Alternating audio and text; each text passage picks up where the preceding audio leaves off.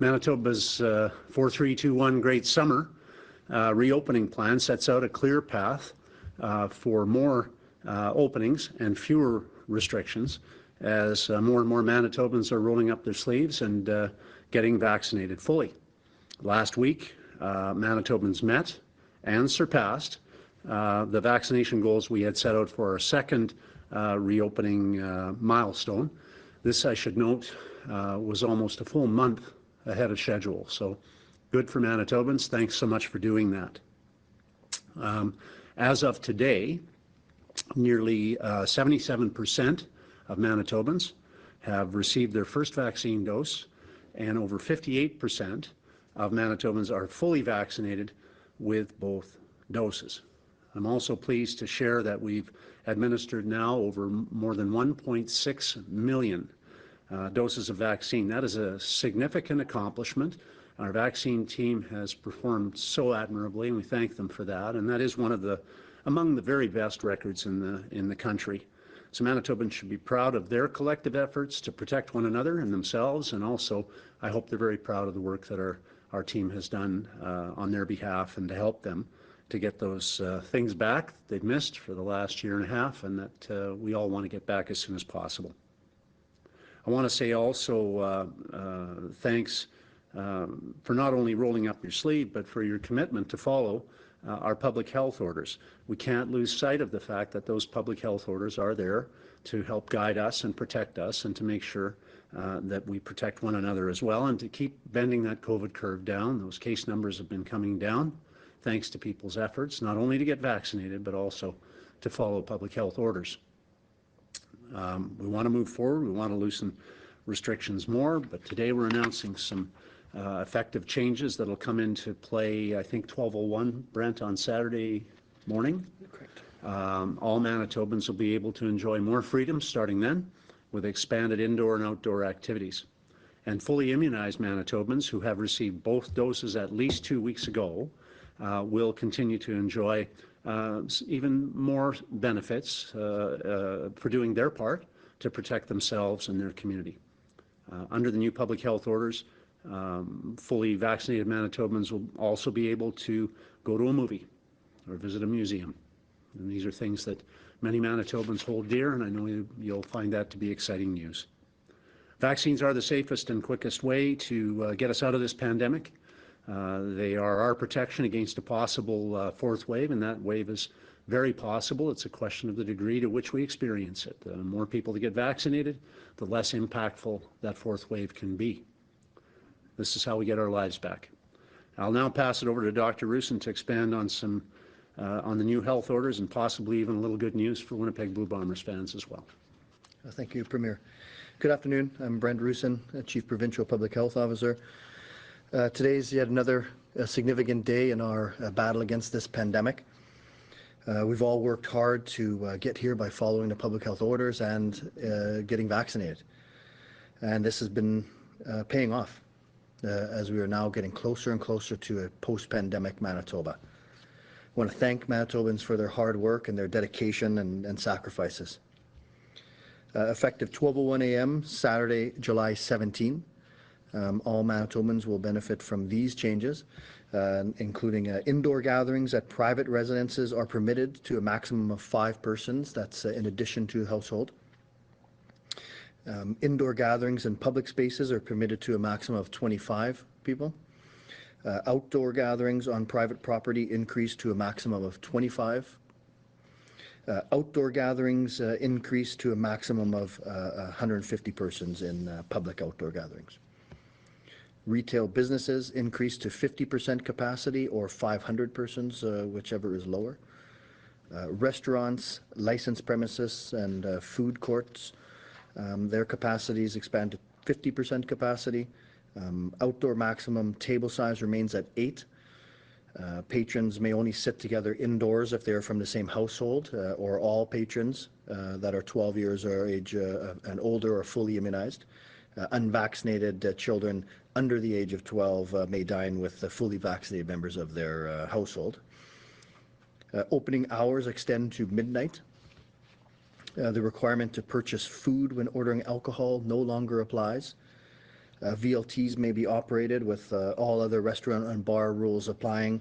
2-meter distance between machines, and households and fully vaccinated people only are allowed to sit together indoors. Personal services such as haircuts and styling, nail salons, estheticians, massage continue at 50% capacity, but appointments are no longer required. Dance, theatre, and music school capacities increased to 50% capacity to a maximum of 25 persons per group. Indoor sporting facilities may host groups up to a maximum of 25 people, but interaction between those groups and tournaments are not permitted. Day camp capacity increases to groups of 25, but joint activity between groups and overnight camps are prohibited at this point. Outdoor recreation, including games and practices, may take place to a maximum group size of 50 persons. Spectators are permitted and do not count towards the capacity limit, but tournaments are not permitted at this time. Gym and fitness center capacities expand to 50% capacity. Masks and the 3-meter distancing between patrons still applies. Outdoor weddings and funerals may include up to 150 participants, in addition to photographers and officiants. Indoor weddings or funerals increase to 25 persons, in addition to photographers and officiants. Libraries may open to 50% capacity to a maximum of 150 people, whichever is lower. Faith-based and cultural gatherings such as powwows, sundances may expand to 50% capacity, or 150 persons indoors, whichever is lower. Masks and physical distancing between households is still required. If the facility design allows, the capacity limits may be applied to different physical spaces within the venue. Outdoor faith-based and cultural gatherings are permitted to 150 people, and the drive-in services continue to be permitted without restriction. Large-scale outdoor professional sports or performing arts events may be able to operate with capacities up to 100% after developing an approved event plan in consultation with public health. And at this point, I can announce that public health has approved the Winnipeg Blue Bombers game on August 5th to take place with 100% capacity to fully vaccinated fans. So these orders are scheduled to expire on 12:01 a.m. Saturday, August 7th. Following the fundamentals and washing your hands, physical distancing, wear a mask are still all required. Most importantly, we need Manitobans to continue to get vaccinated. Whether it's your first or second dose, get vaccinated as soon as you can.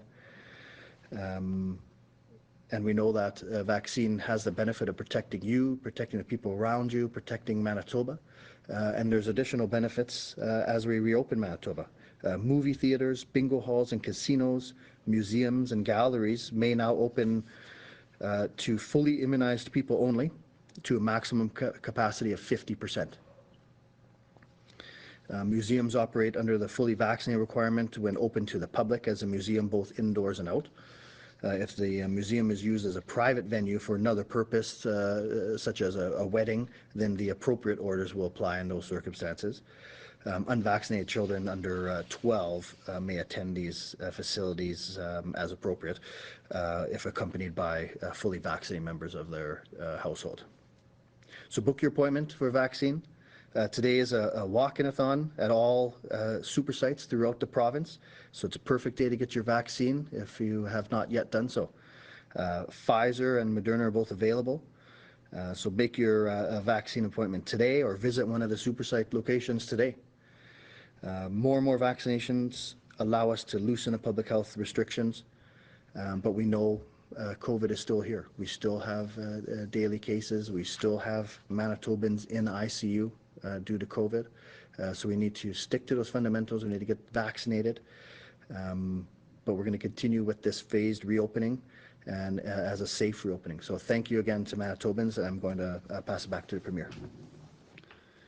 Thanks very much, Dr. Roussin. And despite the progress we've made, and it's much progress together over the past few months against this third wave in the pandemic. There's more work to do, and I encourage all Manitobans to remember to follow those health restrictions. It's worth celebrating today's announcements, but it is also important to remember this is a marathon, this isn't a sprint. This is a tough adversary, and we need to be diligent, and we're not at the finish line yet, and the race to beat COVID isn't over yet. And until that race is over, Manitobans must continue to do their best, as they have been doing, to follow the health orders and to get vaccinated. So please do that. Protect yourself, not once but twice. And we are close to achieving our vaccination milestones earlier than we had initially targeted. We just need that extra effort by every Manitoban not yet vaccinated roll up their sleeve and push us across that finish line so we can fully reopen safely and quickly. More to say later in the week on a number of the great community projects that people across the province are participating in to reach out and encourage others. And Brent had alluded to already the province-wide walk-in Vaxathon that's on today, and we encourage everybody to get out there, and we've converted all our super sites over to walk-in only today for any and all eligible Manitobans. If you'd like to take us up on that offer, visit protectmb.ca, find out a location nearest to you. If you haven't been vaccinated yet, show up and roll them up. Show up at the super site near you, roll up your sleeve, and protect yourself and your family and our community and all of us from COVID. Roll up your sleeve to win too. I'm reminding Manitobans that we do have an opportunity to win back our freedoms, and everybody wins in that. But there is an opportunity here to roll up your sleeve as a chance to be a winner in terms of part of the $2 million prizes that are coming up for Manitobans. There was a bit of a statement on that yesterday, but I wanted to just add a word to remind Manitobans that you still have a chance to win one of many cash prizes if you get your first dose on or before August the 2nd. And you can be entered in the second draw if you get your second dose on or before September the 6th. So August 2nd for the first draw and September 6th for the second one. For more information on the vaccine lottery, visit vax2win.ca, vax2win.ca. To put it in terms of numbers, to achieve the Labor Day immunization milestone that we had originally established in the 4-3-2-1 Great Summer Plan that we outlined for Manitobans, our reopening plan requires us to get 24,000 more first doses done and roughly 87,000 second dose vaccinations done as well. To put that in perspective, our vaccination team has built an infrastructure where we could deliver that many vaccines in 1 week. We just need Manitobans to come forward, and encourage you to do that. It's a beautiful time of year. There's lots of things to enjoy and celebrate, but I don't think there is any doubt that getting your vaccination and getting your second one is something to celebrate too, and we'll celebrate with you when you get that done. I'm confident we can do this. I'm confident because I believe in Manitobans, and I believe that our efforts have been sincere in asking Manitobans to consider making this choice in selecting to roll up their sleeve. We're going to be able together to hit our September long weekend targets even faster than we hit our August ones. And that's good news. Each of us has a role to play in protecting ourselves and in protecting the people around us. And so please don't let up. Get vaccinated as soon as you can and keep following those public health orders. I just wanted to conclude on another issue, non-pandemic, but to share with Manitobans that we have worked very, very hard as a government in partnership with our municipal governments to get 40 infrastructure projects, which are collectively worth hundreds of millions of dollars, approved.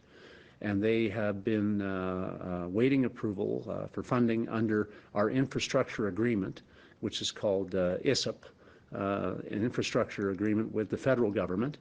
We're ready to move ahead. We would like to formally announce these projects with our federal and municipal partners as soon as possible. We want to get shovels in the ground as quickly as possible, and this will help create and maintain thousands of jobs for Manitobans. And this includes one of our real priority projects, which is the North End Pollution Protection Plant for Winnipeg. That's a top priority for our government.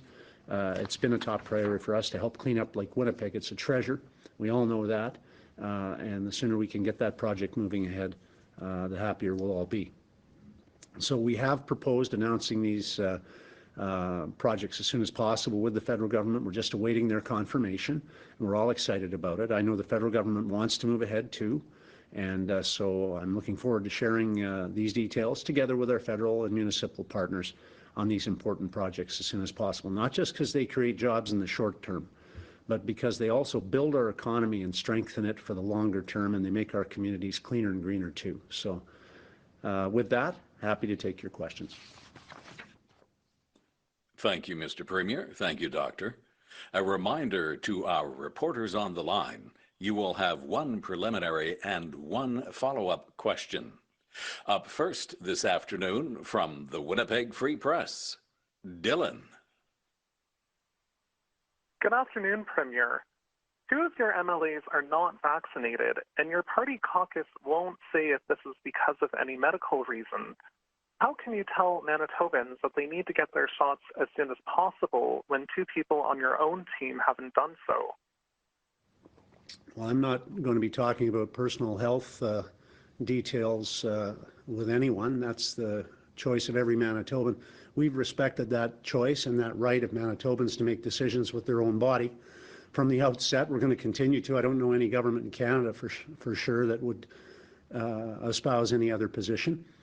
So we're going to continue to do everything we can to encourage Manitobans to make the choice of getting a vaccination and then getting another one.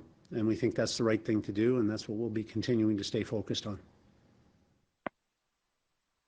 And Premier, the issue of unmarked graves involving residential school students has triggered a reckoning across this country. In your view, what does the discovery of these graves say about our country? And did you and Minister Clark see eye to eye on that issue? Absolutely. I think this is a tremendous opportunity for us as Canadians to better understand our history and better understand the mistakes of the past so they aren't repeated. And I think there's a real willingness on the part of Canadians to move forward, to build and work together for those goals of reconciliation that are not exclusive to, but part of the Truth and Reconciliation Report itself. I was certainly involved in working on reconciliation efforts with Indigenous and non-Indigenous groups for many years before the TRC report. But I know that Manitobans and Canadians want us to see progress on these issues. We've made some progress. We're excited to make more. And we'll have more to say on this in the coming days. From Global News, Joe. Afternoon, Mr. Premier. On that same topic about your Indigenous and Northern Affairs Minister who resigned, when did you find out, and do you take any responsibility for your role in it being because of your comments last week? Well, I'll stand by my comments last week, Joe, but I have nothing but respect and love and admiration for my friend Eileen Clark. I've known her since I was 21 years old, so that's not going to change. You know, that's a tough portfolio, and Eileen's done a tremendous job in it. We need to continue with the work that she's helped us set the stage for doing more with. And so I'm tremendously appreciative of her work, and I'll never stop loving Eileen Clark. Thank you. And then just on the topic of the restrictions, we're hearing from some people that it's just too hot to wear masks right now, especially for workers in certain jobs who have to wear them all day, and even people at the gym. So is there any consideration being given to relaxing the mask rules, or what it would take to relax those rules? Yeah, and so right now this virus is not done with us. We're still seeing the virus. We're still seeing severe outcomes related to the virus, but we're definitely in a position to be able to loosen the restrictions. I think the continued utilization of masks allows us to loosen other aspects of the orders right now. So we are considering, like I said, we are moving toward a post-pandemic Manitoba where we're going to be in a place where we have recommendations regarding many things, including masks, but not orders. But we're not there quite yet. From the Brandon Sun, Kimberly. My question is for Dr. Roussin. Dr. Roussin, it's obvious what's going on with the fully vaccinated. They have privileges. There's a women's playing Blue Bombers game that fully vaccinated individuals can attend. But can you just flesh out a little bit more what's going on with the non-vaccinated. So no access to events and no openings, and just walk me through that if you wouldn't mind. So where we're at right now is we're in a transition.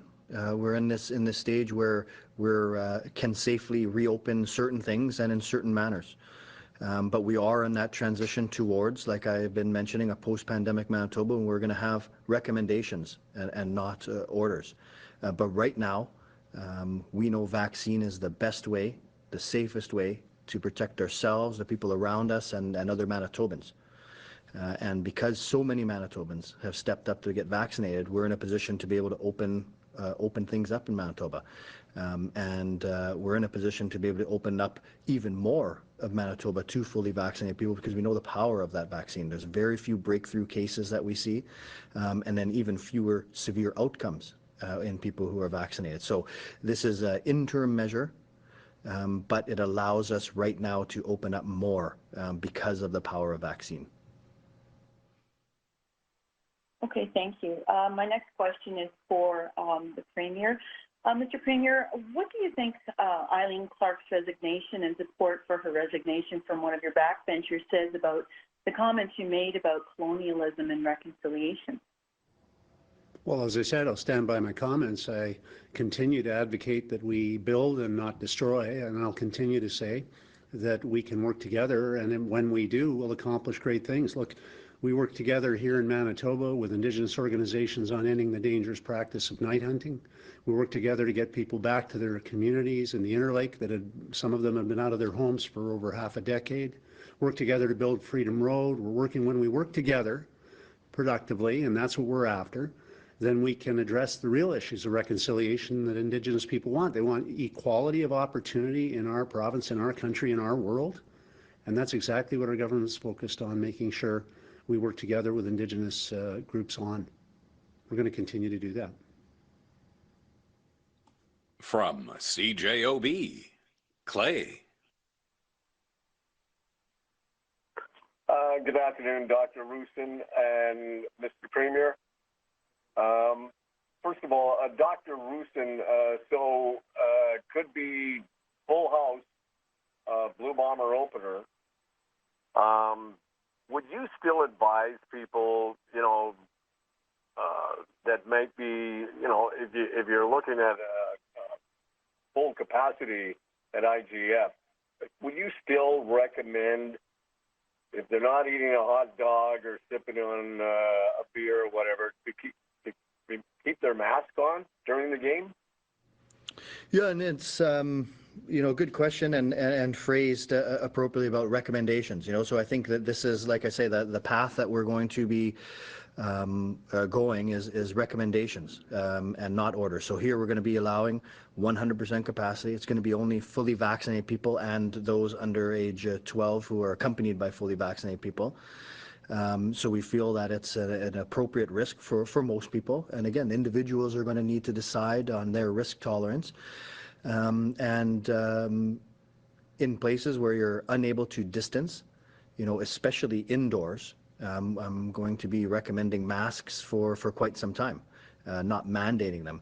In this outdoor setting, it's not going to be mandated, but I would say if you're unable to distance, then it is something that you should consider, wearing that mask if you're unable to distance from others. All right, quick follow-up. I've been asked on behalf of some nightclub owners. I do not believe nightclubs are part of the reopening. Do you envision nightclubs in Winnipeg, for example, to be allowed to open in the future? Talking about, strangers, maybe dancing with strangers. Yeah, so with these orders, there's nothing that's required to be closed at this point. Activities at the venue are not going to be typical, right? We're still required to sit, with household members or fully vaccinated people at your table. So things like a dancing and other sorts of crowded mingling isn't occurring right now with these orders. But these orders really don't require anything to be closed anymore. Just certain activities may not be allowed at this point. From the Winnipeg Sun, Scott. Hi, good afternoon, both of you. I guess first one for the Premier. How do you expect Manitobans, and particularly Indigenous people in Manitoba, to take your commitment to reconciliation seriously, especially after last week's comments and ones before that? Well, I'd like you to read last week's comments with an open mind and ask yourself, I didn't pay tribute to the building of this country by Indigenous and non-Indigenous people, because I did. And I'd like you to look at it with an objective heart and mind. And then you could look at my record and the record of my government in terms of working hard on reconciliation and making real progress on it. That's the key. We need results. We need to give equality of opportunity to Indigenous Manitobans and all Manitobans. Look, 700,000 acres of land has been transferred under my premiership and under my government to Indigenous communities. There was virtually none transferred in the number of years before we came to government. That's just an example of our willingness to work with Indigenous leadership and communities towards real progress and real reconciliation, and we're going to continue to do that. What do you say then to Indigenous people who don't appear not to favor your record when it comes to them? Well, I would say that everybody's entitled to their opinion. I'm giving you facts. I've worked on Indigenous reconciliation issues for over 2 decades, advocating for more investment in First Nations communities, for cleaner water, for housing, long before there was a TRC report. I've spent half a decade working with Indigenous women's groups on advocating for equal property rights for Indigenous women. What I would say to those folks is take a look at my record and be willing to come forward and build together, because our government certainly is. My ministers are, I am, and we're excited about it, in fact. From CBC Radio Canada, Charles. Hi.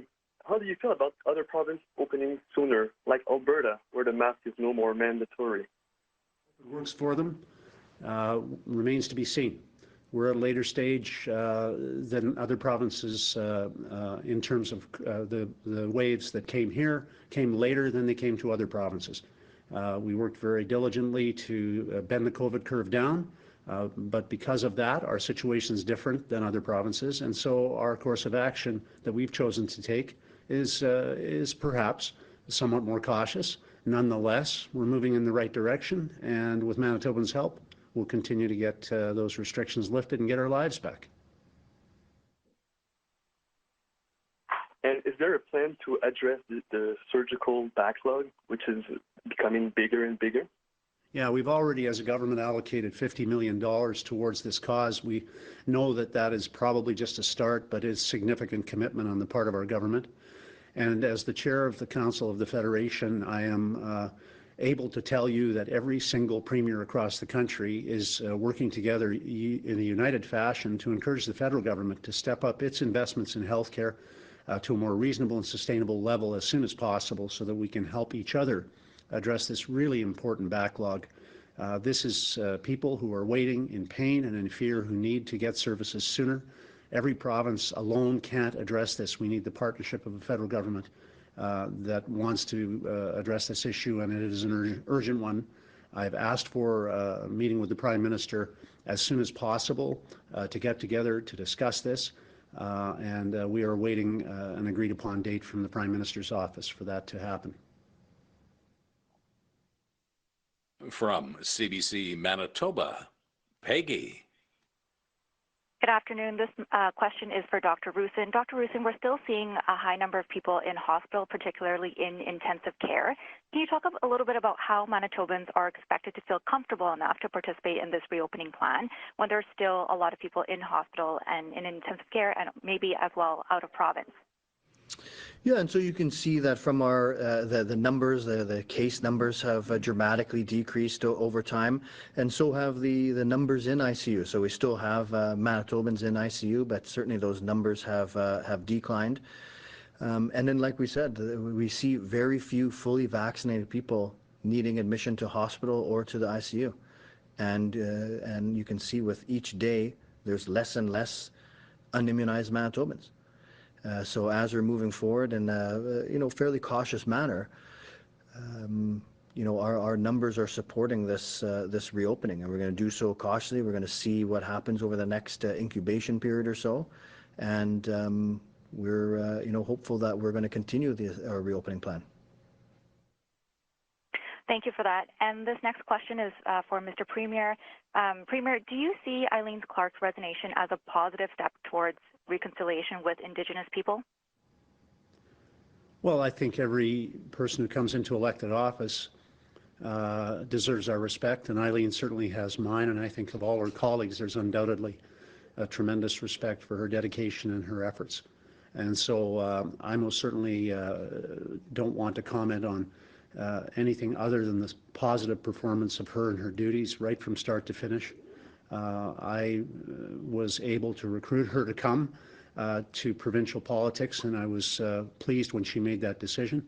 I have tremendous respect for her, her family, her previous work as the mayor of Gladstone, as a community leader, as a business leader in her community. She's been a tremendous friend to me for a long time, and no, I have nothing but respect and admiration for Eileen Clark.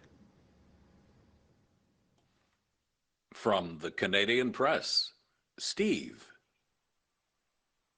Premier, Ms. Clark said that your comments last week were part of the reason for her resignation from cabinet, and she's staying on as an MLA.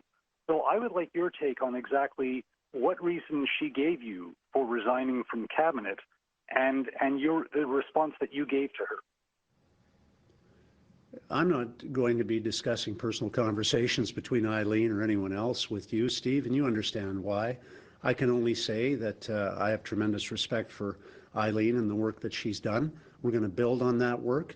She's diligent in everything she's ever undertaken. She's done her absolute best at it. It's a tough role. This is a tough assignment for any minister, and certainly one that Eileen took on with great enthusiasm and competence. And so, again, I'll have more to offer, I suppose, tomorrow on this issue, but today I just want to leave it at that.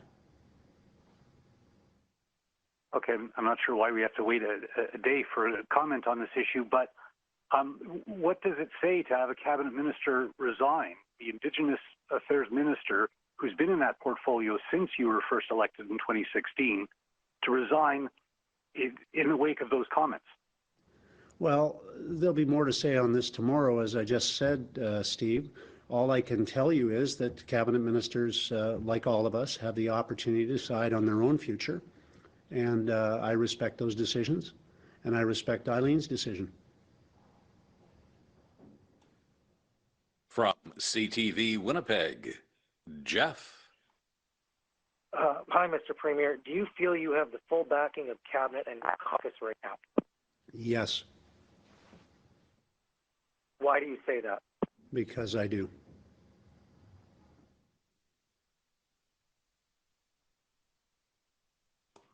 From City News, Mike.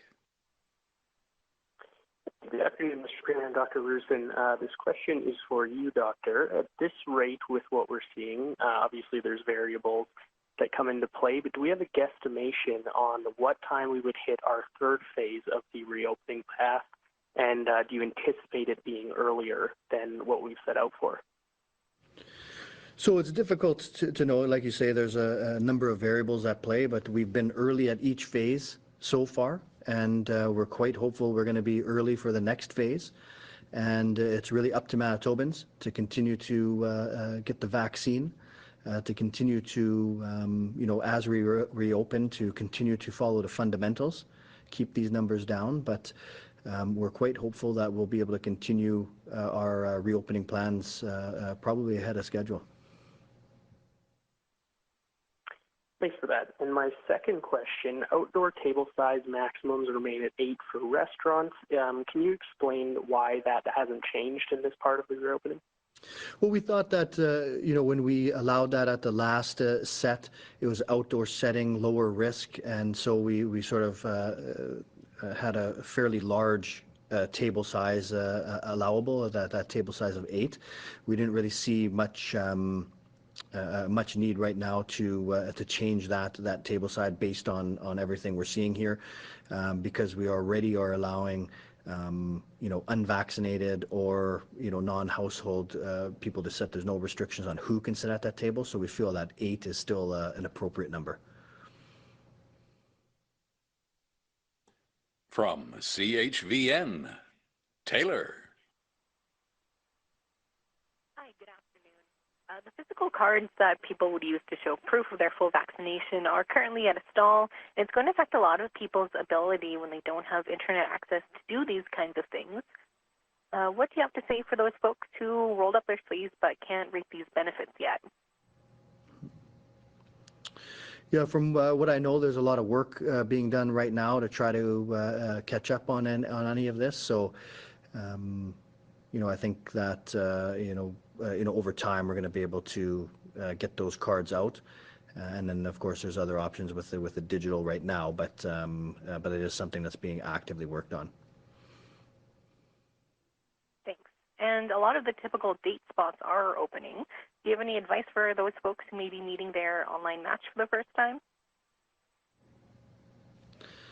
Well, I think that it's, the advice overall is the fundamentals. So we still want to ensure we're being careful, wearing the mask as appropriate, hand washing, applying the other public health rules, ensuring we're staying home when we're sick. And then as we're transitioning into that post-pandemic Manitoba, it's going to be people choosing what their own level of risk tolerance is. And so, as more and more people are getting vaccinated, then we have less and less risk. But, the fundamentals, including getting vaccinated, is what we need to follow in all circumstances, even when we transition out of public health orders. We're still going to have those fundamental recommendations. From the Globe and Mail, Carrie. Hi, thanks for taking my question. This is for the Premier. Earlier in this press conference, you had said that you didn't want to comment on personal conversations with Ms. Clark, but she's a cabinet minister who just resigned. This is a matter of public concern. So I'm wondering if you can explain to us what she told you, why she resigned. I can only tell you, Carrie, that every cabinet minister has the opportunity to make their own personal decisions. That's not going to change.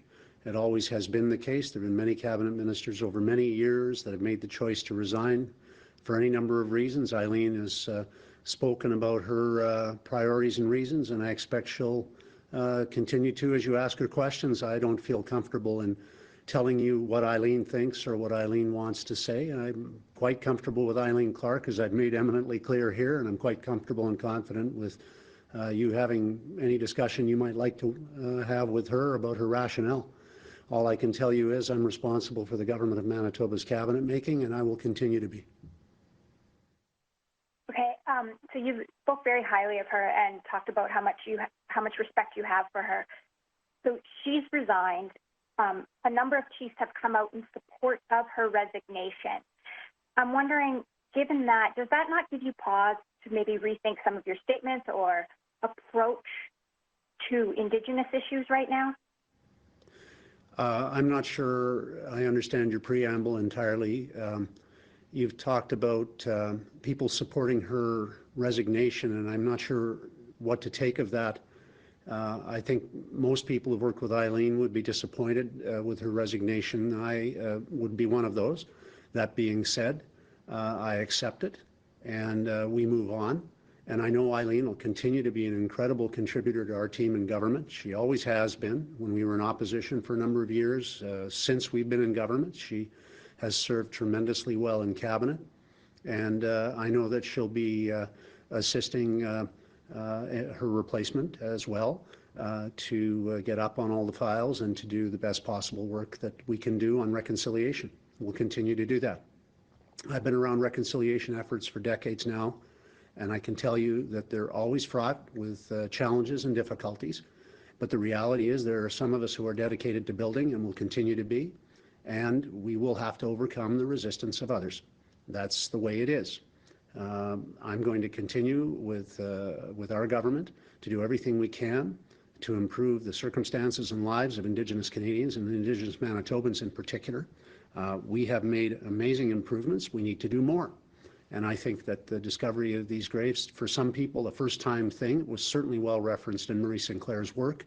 So it wasn't a surprise, I don't think, to many Indigenous Canadians, but it is a surprise and a shocker to many non-Indigenous Canadians. Is an opportunity for us to, again, build even greater support for reconciliation efforts, such as acting on the missing and murdered Indigenous women's work, which we have begun and have invested in, such as acting on mental health challenges, on addictions issues, on the justice file. We've invested significant additional money in First Nations policing as well, because security matters, and in many other initiatives. So Manitoba has focused on reconciliation and will continue to with this government.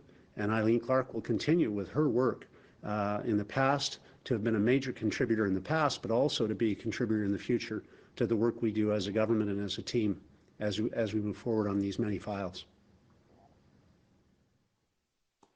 From APTN, Michelle.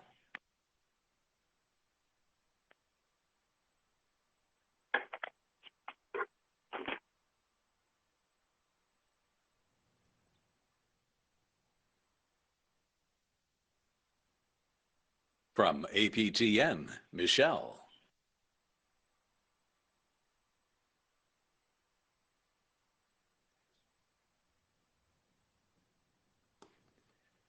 All right, our final reporter this afternoon, Mr. Premier, from CBC National News, Cameron. Hi, Premier. Hi, Dr. Roussin. On the vaccine cards here in Manitoba, and kind of looking at the national picture here, Manitoba's got a unique card. I know, Premier, when you announced that we were going to do this, you had conceded that this could be a divisive issue in society.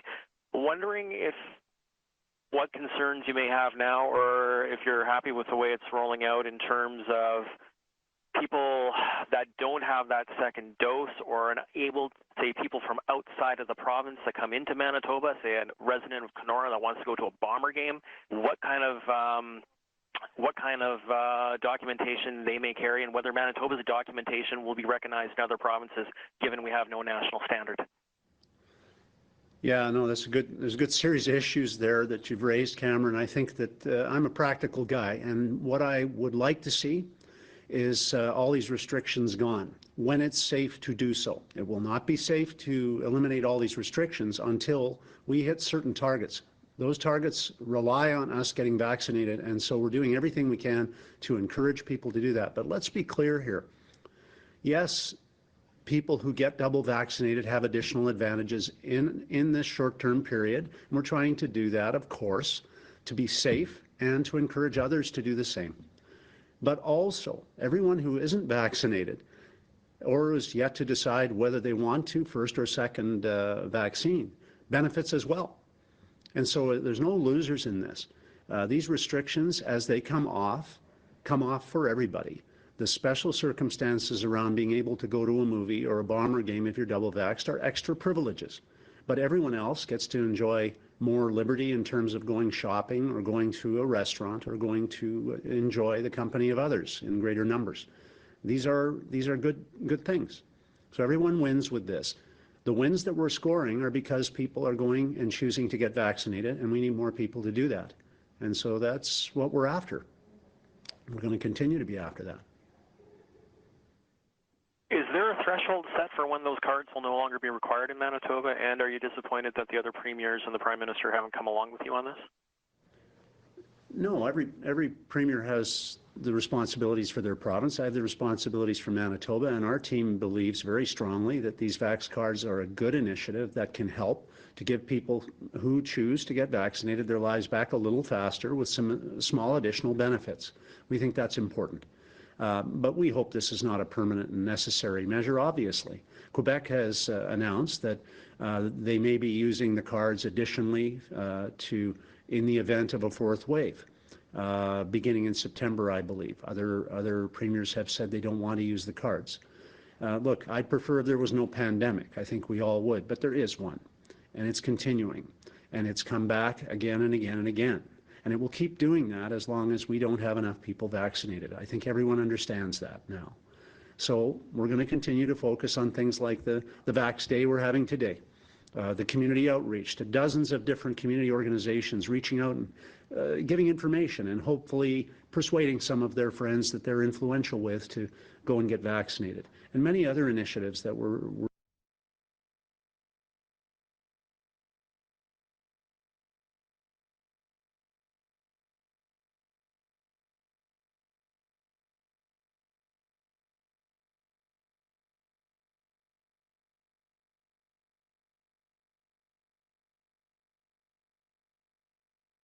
everyone. Thanks, Brent.